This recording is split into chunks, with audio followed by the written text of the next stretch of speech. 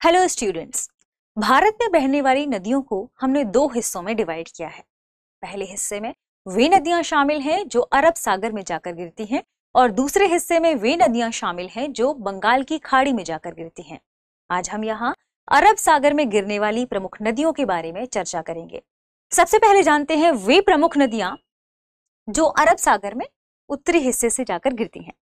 पहले नंबर पर है मध्य प्रदेश से निकलने वाली नर्मदा नदी, जो ऐसे होते हुए आगे राजस्थान के बाद गुजरात के बाद कहाँ गिरती है? अरब सागर में, अरेबियन सी में। इसके बाद दूसरी नदी है तापी, यह भी मध्य प्रदेश से ही होकर आगे बढ़ती है महाराष्ट्र और इसके बाद जाकर कहाँ गिरती है? गुजरात से होते हुए अरेबियन सागर में जाकर गिरती है। ठीक है। तीसरे नंबर पर है माही नदी, यह भी मध्य प्रदेश से ही निकलती है और अंत में जाकर अरेबियन सागर में जाकर गिरती है। चौथे नंबर पर है राजस्थान से निकलने वाली साबरमती नदी। ठीक है।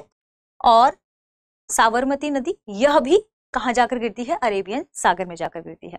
और पांचवें नंबर पर जो प्रमुख नदी है वह है सिंधु नदी, जो तिब्बत से होते हुए भारत और पाकिस्तान के माध्यम से फिर अंत में जाकर अरब सागर में जाकर गिरती है।